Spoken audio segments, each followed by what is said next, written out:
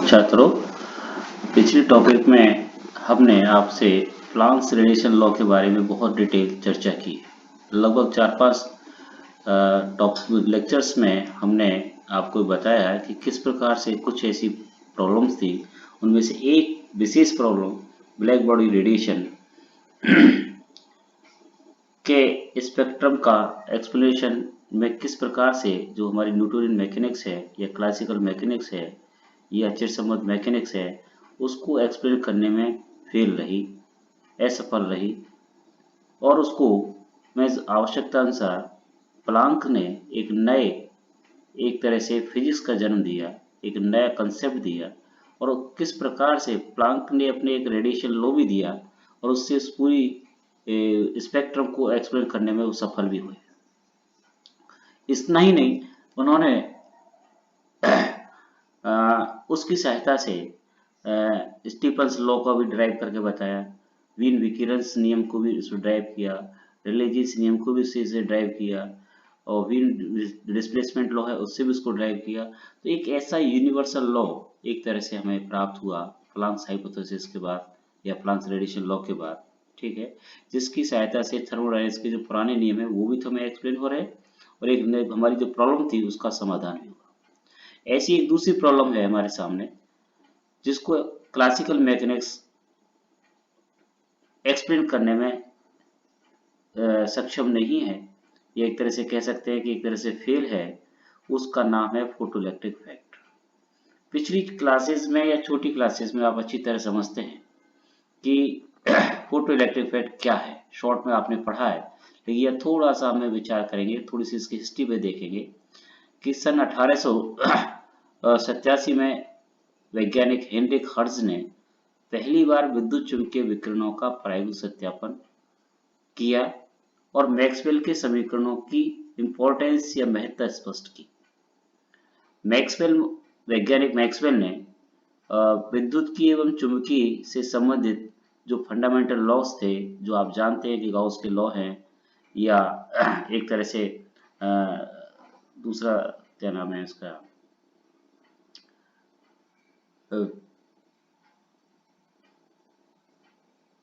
तो चारों जो विद्युत और चुंबकीय से संबंधित जो फंडामेंटल लॉज थे उनको मिला के उन्होंने एक मैथमेटिक्स रूप में इसको कन्वर्ट किया और उसकी जो समीकरण से जो प्राप्त की थी उनको मैक्सवेल समीकरणों के नाम से जानते थे। ये थ्योरेटिकल काम उन्होंने किया, लेकिन वास्तव में उसके आधार पर उन्होंने निष्कर्ष निकाला था कि जो प्रकाश की तरंगें हैं वो वास्तव में विद्युत चुंबकीय तरंगें हैं। लेकिन इस प्रकाश तरंगों को विद्युत चुंबकीय तरंगें प्रैक्टिकली सत्यापित करने में हेनरिक ने ये काम किया और उन्होंने ये बताया कि एक इलेक्ट्रोड पर परावैंगनी प्रकाश आपतित करने पर दोनों इलेक्ट्रॉनों के मध्य विद्युत विसर्जन अधिक आसानी से होता है। ये उन्होंने एक प्रैक्टिकली ऑब्जर्वेशन अपने एक्सपेरिमेंट के दौरान देखा था कि जब हमारे पास अल्ट्रावायलेट प्रकाश को किसी उस निर्वातित प्रकाश ट्यूब के अंदर इलेक्ट्रोड के ऊपर जो आपतित कराते हैं तो आसानी से, ठीक है, विद्युत विसर्जन की प्रक्रिया होती है। ये वर्ड है इसके अंदर आसान होता है, ठीक है, और यदि वो काम नहीं करें तो विद्युत विसर्जन की प्रक्रिया में थोड़ी सी हमें कठिनाई होती है, या बहुत हायर वोल्टेज करना पड़ता है, लो प्रेशर करना पड़ता है, जैसा कि एटॉमिक स्ट्रक्चर वाले चैप्टर के आपने छोटी क्लासेस में पढ़ा है, ठीक है। तो यहाँ एक उनको मिला कि किस प्रकार से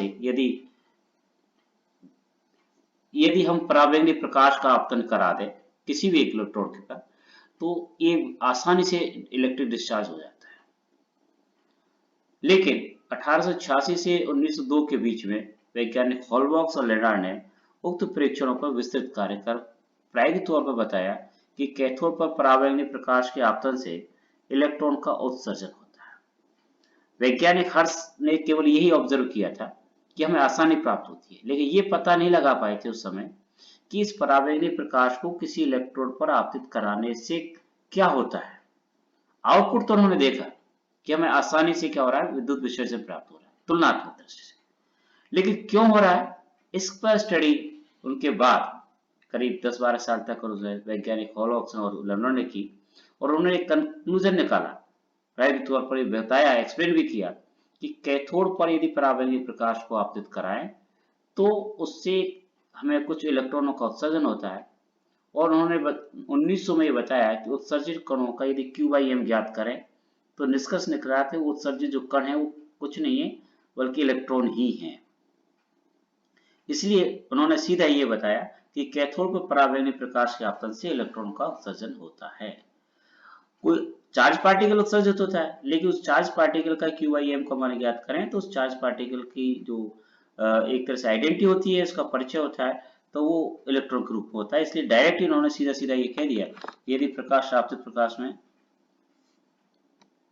तो दूसरे रूप में जो अपने शॉर्ट के रूप में जो परिभाषा के रूप में जब देखते हैं छोटी क्लास से आपने देखते हैं कि वास्तविक फोटोइलेक्ट्रिक इफेक्ट क्या है। जब किसी धातु की प्लेट पर एक निश्चित आवृत्ति से अधिक आवृत्ति का प्रकाश आपतित किया जाता है तो धातु के पृष्ठ से इलेक्ट्रॉनों का उत्सर्जन होने की घटना को प्रकाश विद्युत प्रभाव कहते हैं। ये परिभाषा की दृष्टि से 90 तुल्य शब्दों में है। इसमें एक शब्द है कि निश्चित आवृत्ति से अधिक आवृत्ति का प्रकाश आपतित होने पर, ये बहुत इंपॉर्टेंट वर्ड है, लेकिन अभी परिभाषा के रूप में अपन इतना ही माने कि हमें ये लिखना बहुत आवश्यक है। ठीक है, प्राप्त इलेक्ट्रॉन को फोटो इलेक्ट्रॉन्स या प्रकाश इलेक्ट्रॉन्स तथा इससे प्राप्त धारा को हम फोटो करंट या प्रकाश धारा के नाम से जानते हैं। फोटो इलेक्ट्रॉन्स उत्पन्न करने वाले पदार्थ की परत जैसे धातु की सतह है, कुछ तो धातु ऐसे हमारे पास जो डायरेक्ट फोटो इलेक्ट्रॉन्स हमें प्रकाश के आपतन कराने से उत्पन्न दे देते हैं, लेकिन कुछ धातु की सतह को यदि हम और किसी ऐसे संवेदी प्रकाश संवेदी किसी मटेरियल से उसको यदि हम क्या कर दें, लेपित कर दें या उसके ऊपर ऐसी परत लगा दें तो उन उत्सर्जित इलेक्ट्रॉनों को प्राप्त करने में हमें क्या हो जाती है, और भी आसान होती है। इसलिए उस यदि इलेक्ट्रॉन को उत्सर्जन करना है तो धातु की परत पर भी हमें ध्यान देना होगा, क्योंकि हर धातु के लिए इलेक्ट्रॉन उत्सर्जन करने की क्षमता अलग अलग होती है। इसलिए फोटो इलेक्ट्रॉन उत्पन्न करने वाले पदार्थ की परत को हम क्या नाम देते हैं, प्रकाश संवेदी परत या पदार्थ। ठीक है, फोटो सेंसिटिव मटेरियल्स के नाम से भी जानते हैं। तो हर मटेरियल्स हमें फोटो इलेक्ट्रॉन नहीं देता, कुछ ही ऐसे मटेरियल्स हैं जो हमें आसानी से एक तरह से फोटो इलेक्ट्रॉन्स का उत्सर्जन करते हैं। इसलिए उन पदार्थों को हम क्या कहते हैं, फोटो सेंसिटिव मटेरियल्स बोलते हैं। हर पदार्थ आपतित फोटोन के प्रति सेंसिटिव नहीं है। इसलिए यदि फोटो इलेक्ट्रॉन्स जो जरूरी नहीं है कि हर धातु पर यदि प्रकाश आपतित कराएं तो उससे हमें इलेक्ट्रॉन का उत्सर्जन हो ही जाए। कुछ ही ऐसी धातु हैं, कुछ ही ऐसे पदार्थ हैं, कुछ ही ऐसे फोटो सेंसिटिव मटेरियल्स हैं जिस पर प्रकाश आपतन से या एक निश्चित आवृत्ति के प्रकाश आपतन से हमें फोटो इलेक्ट्रॉन का क्या होता है, उत्सर्जन आसानी से हो जाता है। देखिए, ये एक छोटा सा संक्षिप्त एक तरह से परिभाषा का स्वरूप आपको हमने बताया। आगे इसकी जो प्रायोगिक व्यवस्था है हम कैसे करते हैं ये सब जानते हैं। जैसा कि वैज्ञानिक अपने जो बताया था अभी कि किस प्रकार से हम किसी निर्वातित जो ग्लास क्वार्ट्ज ग्लास की जो ट्यूब है उसमें धातु की दो प्लेटें P1 P2 होती हैं। ये परमाणु स्ट्रक्चर के समय अपने जो एक तरह से ट्यूब है उस समय भी अपन ने पढ़ा था, यदि इसके बीच में एयर है उसका प्रेशर बहुत कम करें, हाई वोल्टेज लगाएं तो किस प्रकार से हमारी एक तरह से कहते हैं डिस्चार्ज की जो कंडीशन होती है, विसर्जन विद्युत विसर्जन की जो घटना प्राप्त होती है, वही एक्सपेरिमेंट की व्यवस्था यहाँ पर है। थोड़ा सा परिवर्तन है कि यहाँ हमने एक ऐसी व्यवस्था कर रखी है कि जो धातु की प्लेट P1 P2 हैं, ठीक है, उसमें से एक प्लेट P1 पर फोटो इलेक्ट्रॉन का एक तरह से आपतन कराने की हमने यहाँ पे व्यवस्था और कर रखी है। किस प्रकार से हमने इस तरह से उसको रीस्ट्रक्चर किया है, इस तरह से कंस्ट्रक्ट किया है कि उस कैथोड पर बाहर से किसी निश्चित आवृत्ति या उससे अधिक आवृत्ति के प्रकाश का आपतन कराया जा सके। इसलिए यहाँ शॉर्ट में केवल इतना ही लिखते हैं कि P1 फोटो इलेक्ट्रॉन उत्सर्जक और प्लेट P2 को फोटो इलेक्ट्रॉन संग्राहक का काम करते हैं। क्यों कि P1 प्लेट के ऊपर हम आपतित प्रकाश को आपतित कराए जाते हैं, एक निश्चित आवृत्ति के प्रकाश को, और चूंकि उससे इलेक्ट्रॉन उत्सर्जित होकर के प्लेट P2 पर एक तरह से वो क्या होते हैं, कलेक्ट होते हैं, ये अपनी काइनेटिक एनर्जी के कारण से प्लेट P2 तक पहुंच जाते हैं, या प्लेट P2 पर अपोजिट पोलरिटी यदि हमारे पास है तो उसके द्वारा वो अट्रैक्ट कर लिए जाएंगे। इस कारण से वो वहां से उत्सर्जित होकर प्लेट P2 पर जाके पहुंच जाते हैं। इसलिए उस प्लेट P2 को हम क्या कहते हैं, इलेक्ट्रॉन का संग्रह का काम करते हैं। आवश्यकता अनुसार एक सुग्राही माइक्रोमीटर, वोल्टमीटर, दिक् परिवर्तन, कुंजी, विभव आदि से युक्त की जाती है, जैसा कि नीचे फिगर में आपको देख सकते हैं कि एक हमने निर्वातित जो ग्लास की ट्यूब है उस पे एक परावैंगनी प्रकाश को हमने, चूंकि परावैंगनी का अर्थ है कि एक निश्चित आवृत्ति और उससे अधिक आवृत्ति की प्रकाश हम यहाँ प्राप्त करा रहे हैं। नीचे एक दिक् परिवर्तन कुंजी भी आपके सामने दिखाई दे रही है के रूप में, एक वेरिएबल वोल्टेज की व्यवस्था की गई है कि जितनी वोल्टेज की आवश्यकता है वो वोल्टेज अपन इसमें अप्लाई कर सकते हैं। यहाँ प्लेट P1 को ऋणात्मक, प्लेट P2 को धनात्मक विभव पर रखते हैं। दिक् परिवर्तक कुंजी द्वारा P1 P2 के मध्य विभव को हम क्या कर सकते हैं, आवश्यकता अनुसार परिवर्तन कर सकते हैं। लेकिन इस प्रैक्टिकल्स में प्रायोगिक तौर पर हमें क्या क्या प्राप्त हुआ वो कुछ बिंदु वाइज अपन यहाँ पर चर्चा कर रहे हैं कि basically photo electric effect topic में दो बातें बहुत इंपॉर्टेंट है। एक तो है हमारे पास एनर्जी और एक है हमारे पास तीव्रता, ऊर्जा और इंटेंसिटी। बच्चों आप जानते हैं इंटेंसिटी किसे कहते हैं? इंटेंसिटी क्या होता है? Number of photons per unit area per unit time, वो संख्या है। जबकि एनर्जी आप प्लांक हाइपोथेसिस के आधार पर समझ गए हैं कि किसी भी आपतित फोटोन या आपतित प्रकाश जो कि फोटोन के रूप में है, ठीक है, या आगे चल के सिद्ध करेंगे, अभी तो हम नहीं कह सकते कि प्रकाश फोटोन के रूप में है, लेकिन जो प्रकाश की ऊर्जा है यदि वो आवृत्ति के रूप में हम व्यक्त करें, विद्युत चुंबकीय विकिरण के रूप में इसको हम देख रहे हैं, तो वो विकिरण का स्वरूप के लिए ही फोटो इलेक्ट्रिक इफेक्ट यहाँ डिस्कस किया जाता है बेसिकली। तो अभी ये कहना थोड़ी जल्दीबाजी होगा कि प्रकाश फोटोन है, ठीक है, लेकिन यहाँ ऊर्जा और तीव्रता दो चीज है, ठीक है। तो यहाँ बेसिकली यदि नियत आवृत्ति आपने कोई आवृत्ति ले ली और उसके बाद आपने तीव्रता बढ़ाते जा रहे हैं, तीव्रता परिवर्तन करते जा रहे हैं, तो हम देखते हैं कि हमारे प्रायोगिक तौर पर क्या परिणाम प्राप्त होता है। तो यहाँ पर हम देख रहे हैं कि प्रकाश तो विद्युत धारा आई और P1 P2 के मध्य वोल्ट था, यदि ग्राफ निम्न प्रकार प्राप्त होता है, ठीक है। हम तीव्रता यदि कोई मटेरियल A है, एक धातु है, दूसरा मटेरियल धातु B है, उसकी तीव्रता को IA से संकेत कर रहे हैं, दूसरे मटेरियल B की तीव्रता को IB से संकेत कर रहे हैं। तो इस ग्राफ में अपन नोट करें कि जो आपके पास तीव्रता के बीच में, ठीक है, और उसके बीच में वोल्टेज के बीच में जो ग्राफ है, तो जब प्लेट P2 धनात्मक है तो धारा I में प्रारंभिक थोड़ी वृद्धि होती है और फिर कैसे हो जाती है, संतृप्त। क्यों?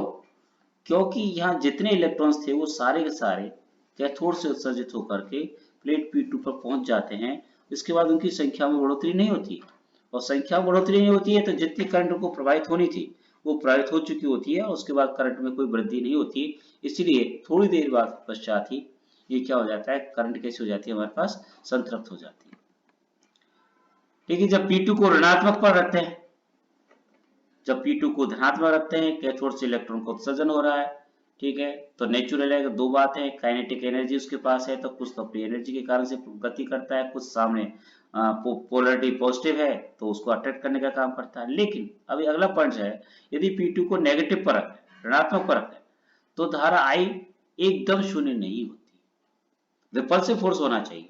इलेक्ट्रॉन नेगेटिव है, P2 पर भी नेगेटिव पोलरिटी है, तो इलेक्ट्रॉन्स को रिपल्स करें, लेकिन फिर भी हम ग्राफ से स्पष्ट हो रहा है कि यदि हमारे पास यदि नेगेटिव वोल्टेज लगाएं, V का मान माइनस में कर दें, माइनस V0 की तरफ से संकेत दिखाया गया है, तो देख रहे हैं कि अचानक एकदम धारा का मान शून्य नहीं होता, लेकिन हमें कुछ निरोधी विभव लगाना पड़ता है, तब जाकर के कुछ मात्रा में लगाना पड़ता है, तब जाकर के हमें P2 पे करंट का मान शून्य प्राप्त होता है। क्यों? कि उस समय यदि हमारे पास बहुत ज्यादा V का मान नेगेटिव नहीं करें, जीरो रखें, ठीक है, तो उस समय भी इलेक्ट्रॉनों के पास कुछ काइनेटिक एनर्जी होती है, जिसकी वजह से कैथोड से उत्सर्जित होकर के और प्लेट P2 तक आसानी से पहुंच ही जाते हैं। कुछ इलेक्ट्रॉन, सारे नहीं पहुंच सकते, उन कुछ इलेक्ट्रॉनों के कारण से वहां कुछ न कुछ धारा में प्राप्त हो जाती है। नेक्स्ट जो भी जैसे मैंने बताया था कि P2 पर यदि ऋणात्मक विभव इतनी ज्यादा लगा दें कि उत्सर्जित एक भी इलेक्ट्रॉन P2 तक नहीं पहुंचे, तो वो मिनिमम से मिनिमम जो वोल्टेज है, ठीक है, उसको हम यहाँ एक तरह से स्टॉपिंग पोटेंशियल या निरोधी विभव के नाम से जानते हैं, उसको V0 से संकेत करते हैं। और एनर्जी के आधार पर यदि हम देखें, जितनी भी काइनेटिक एनर्जी जो उत्सर्जित इलेक्ट्रॉन की है, उस पर इतना रिपल्सिव फोर्स लगा दें, इतनी एनर्जी उस पर लगा दें ताकि वो वहाँ प्लेट P2 तक पहुंचे नहीं, तो उसके लिए अपन मैथमेटिकली लिख सकते हैं कि हाफ V मैक्सिमम स्क्वायर बराबर EV0, क्योंकि EV0 उसकी पोटेंशियल एनर्जी है जो कि काइनेटिक एनर्जी को क्या करती है, एक तरह से काउंटर बैलेंस करती है। ठीक है, काइनेटिक एनर्जी के कारण से इलेक्ट्रॉन P2 तक पहुंचना चाहता है, लेकिन इस पोटेंशियल एनर्जी के कारण से उसका अपोजिशन है, तो दोनों इक्वल अपोजिट हो जाएंगे, तो जस्ट वहां P2 पर पहुंचने तक की स्थिति इलेक्ट्रॉन की बन सकती है, पहुंचेगा नहीं, लेकिन जस्ट पहुंचने की स्थिति बन सकती है। उससे ज्यादा यदि होगा तो P2 तक पहुंचने से पहले ही वो एक तरह से क्या होगा, स्टॉप कर दिया जाएगा, रोक दिया जाएगा। तो इस प्रकार ग्राफ से यदि हम तीसरा जो खासकर बिंदु निकल सामने आ रहा है कि यदि आवृत्ति निश्चित है और निरोधी विभव प्रकाश की तीव्रता पर निर्भर नहीं करता, ये बहुत एक अच्छा इंपॉर्टेंट पॉइंट है। दोनों तीव्रताओं के लिए एक ही निरोधी विभव है। आप देखिए ग्राफ में ऊपर तीव्रता IA IB दोनों ग्राफ आकर के V0 जो मेरा पॉइंट है, दोनों ही ग्राफ एक ही बिंदु पर आके मिल रहे हैं। उसकी वजह से यहाँ पर लिख रहे हैं, आगे चल के इसको और एक्सप्लेन करेंगे कि किस प्रकार से कि निरोधी विभव प्रकाश की तीव्रता पर निर्भर नहीं करता। दोनों तीव्रताओं के लिए निरोधी विभव का मान समान है, परंतु अलग अलग पदार्थों के लिए निरोधी विभव का मान कैसा होता है, अलग अलग होता है। नेक्स्ट जो निष्कर्ष है प्रायोगिक परिणाम का कि निरोधी विभव प्रकाश की आवृत्ति तरंगदैर्ध्य पर निर्भर करता है। अभी हमने कह रहे हैं कि निरोधी विभव तीव्रता पर निर्भर नहीं करता, लेकिन दूसरी ओर से अगला पॉइंट जो हमें प्राप्त हो रहा है कि वो निरोधी विभव जो आपतित प्रकाश हमने धातु की सतह पर कराया है उसकी आवृत्ति कह रहे हैं, चूंकि C = न्यू लैम्बडा, जब आवृत्ति पर निर्भर करेगा तरंगदैर्ध्य पर निर्भर करेगा दोनों में। जो कुछ कई बार आवृत्ति के रूप में लिख सकते हैं, कई बार तरंगदैर्ध्य के रूप में भी लिख सकते हैं। तो निरोधी विभव और आवृत्ति के मध्य संबंध निम्न प्रकार लिखा जा सकता है, जैसे Y = mx + c लिखते हैं। इसी प्रकार से यहाँ पर निरोधी विभव और आवृत्ति के मध्य जो संबंध है वो रैखिक है। V0 = a nu + v के रूप में लिख सकते हैं, जहाँ a एक तरह से सरल रेखा का ढाल, ठीक है, जो सभी धातुओं के लिए समान है। ये भी एक बहुत आगे चल के तय करेंगे, सिद्ध करेंगे कि इस ढाल का मान सभी धातुओं के लिए एक जैसा क्यों है, ठीक है। अर्थात पदार्थ की प्रकृति पर निर्भर नहीं करता है। आप किसी भी धातु का मटेरियल ले लीजिए, कोई भी ले लीजिए, सबके लिए स्लोप का मान, एक का मान कैसा आएगा, समान आएगा। आगे चल के इसको मैथमेटिकली आइंस्टीन थ्योरी ने जब डेवलप किया है, आइंस्टीन सब्स्टिट्यूशन देंगे तब जाकर इसको हम प्रूव करेंगे क्यों ऐसा होता है। लेकिन यहाँ प्रैक्टिकली हम ऑब्जर्वेशन देख रहे हैं कि प्रैक्टिकली हमें क्या क्या प्राप्त हो रहा है।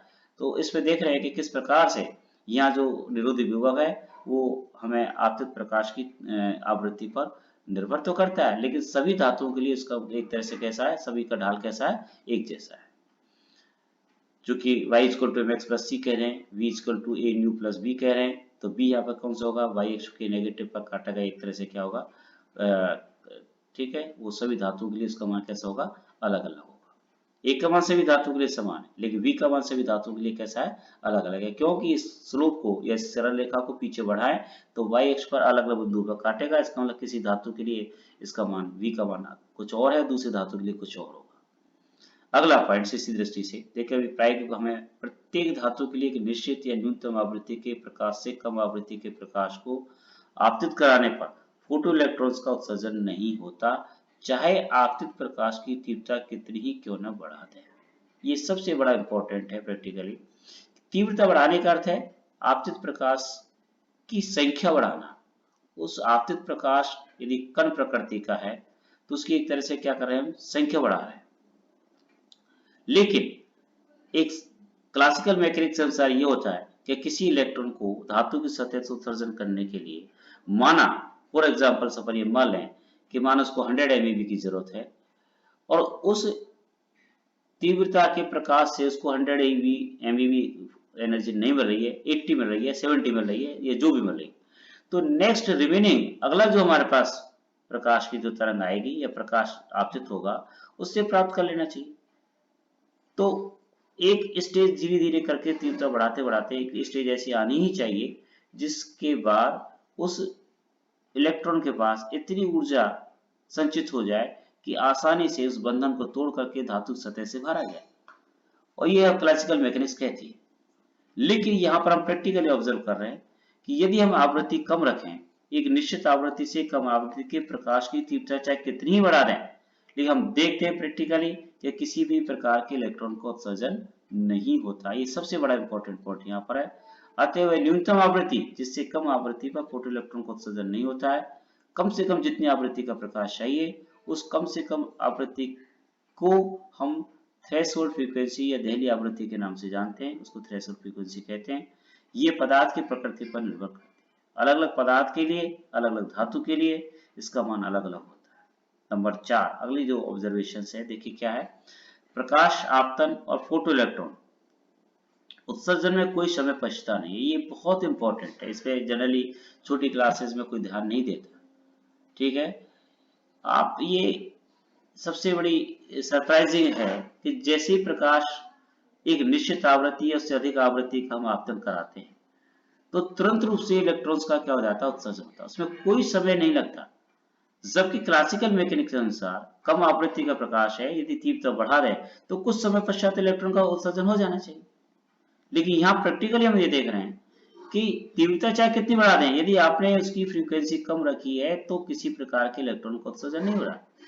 और यदि आपने तीव्रता चाहे कम रखी है लेकिन आपकी फ्रीक्वेंसी पर्याप्त है या उससे अधिक फ्रीक्वेंसी का यदि प्रकाश आपतित कराया है तो इलेक्ट्रॉन उत्सर्जन में कोई देरी नहीं लगती, जैसे आपतित होता है तुरंत रूप से, कोई समय पश्चाताप नहीं है। ये बहुत इंपॉर्टेंट है और ये नैनो सेकंड से भी कम समय लगता है। तो ये एक और ये खास बात है। अब ये चार जो बात है अपने यहाँ पर डिस्कस की है, खासकर पहले पॉइंट के अंदर दो तीन बातें डिस्कस की, तो पांच छह जो मुद्दे हैं, ठीक है, पॉइंट्स हैं, इन पॉइंट्स का जवाब यदि हम आपतित प्रकाश को तरंग के रूप में स्वीकार करें, तरंग सिद्धांत की दृष्टि से माने, ठीक है, तो किस प्रकार से इन चार पांच पॉइंटों को समझाने में ये तरंग सिद्धांत या चिरसम्मत सिद्धांत या न्यूटोनियन मैकेनिक्स जो भी कुछ का नाम कहें, वो किस प्रकार से समझाने में फेल होती है, एक तरह से समझाने में कैसे होती है, असफल होती है। देखिए कैसे। नेक्स्ट है चिरसम्मत या तरंग सिद्धांत की असफलता है, फेलियरनेस ऑफ द, ठीक है, वेव थ्योरी और क्लासिकल थ्योरी। क्योंकि क्लासिकल थ्योरी के अनुसार प्रकाश की चिरसम्मत अवधारणा के अनुसार प्रकाश ऊर्जा एक विद्युत चुंबकीय तरंग है। ये आपने कुछ पॉइंट्स पे यहाँ नोट करना आवश्यक है। ठीक है, प्रकाश को हम क्या मान रहे हैं, विद्युत चुंबकीय तरंग मान रहे हैं। तरंगों की ऊर्जा किस तरह से रहती है, आप सब जानते हैं कि तरंग के अंदर ऊर्जा तरंगाग्र के रूप में सममित रूप से वितरित रहती है। तरंग और तरंगाग्र, तो तरंगों के स्वरूप में यदि हम आपतित प्रकाश को मानते हैं, विद्युत चुंबकीय तरंगों के रूप में मानते हैं, तो तरंगें तरंगाग्र के रूप में क्या होती हैं, आगे फैलती हैं, बढ़ती हैं, तो वो ऊर्जा तरंगाग्र के प्रतिरूप में सममित रूप से वितरित, समान रूप से हम ये मान के चलते हैं, अर्थात तरंग की ऊर्जा तरंग की तीव्रता के समानुपाती होती है। ये अंडरलाइन मैंने कर दिया, क्योंकि पिछले हमने ऑब्जर्वेशन में ये देखा है कि तीव्रता चाहे कितनी बढ़ा दें, आवृत्ति कम रखते हैं, इलेक्ट्रॉन का उत्सर्जन नहीं होता। लेकिन यहां पर ये क्लासिकल मैकेनिक्स ये कहती है कि तरंग की ऊर्जा तरंग की तीव्रता के कैसे समानुपाती है। तरंग की तीव्रता किसके समानुपाती है, तरंग आयाम के, वर्ग के। आप पिछली क्लासेस में जानते हैं, छोटी क्लासेस में जानते हैं। इसका अर्थ है कि पर्याप्त तीव्रता का प्रकाश आपतित कराने पर धातु पृष्ठ से इलेक्ट्रॉन का उत्सर्जन होना चाहिए। लेकिन आप प्रैक्टिकली ये देख चुके हैं कि यदि निश्चित आवृत्ति से कम आवृत्ति का प्रकाश है तो चाहे तीव्रता कितनी बढ़ाएं, तो ये दोनों विरोधाभासी है। प्रैक्टिकली कुछ और प्राप्त हो रहा है, थ्योरी कुछ और कह रही है, या चिरसम्मत सिद्धांत कुछ और कह रहा है, तरंग सिद्धांत कुछ और कह रहा है। तो ये जो विरोधाभास है यही फेलियरनेस ऑफ है, ठीक है। अतः पर्याप्त तीव्रता का प्रकाश आपतित कराने पर धातु पृष्ठ से इलेक्ट्रॉन का उत्सर्जन होना चाहिए, परंतु जितनी तीव्रता अधिक होगी उत्सर्जित इलेक्ट्रॉन गतिज ऊर्जा भी उतनी ही अधिक होनी चाहिए। तो केवल उत्सर्जित ही नहीं होना चाहिए, क्लासिकल थ्योरी के अनुसार यदि तीव्रता बढ़ाने से उत्सर्जित इलेक्ट्रॉन की काइनेटिक एनर्जी उतनी अधिक होनी चाहिए। जबकि प्रैक्टिकली हमने ऑब्जर्वेशन में ये देखा है कि तीव्रता बढ़ाने से इलेक्ट्रॉन का पहली बार तो उत्सर्जन नहीं होता है, और उत्सर्जन यदि कोई होता भी होगा तो उसकी काइनेटिक एनर्जी तो न के बराबर है, वो वहां की काइनेटिक एनर्जी के अनुसार बढ़ती ही नहीं है। तो ये परिणाम बिल्कुल कैसा हमारे पास बिल्कुल उल्टा है।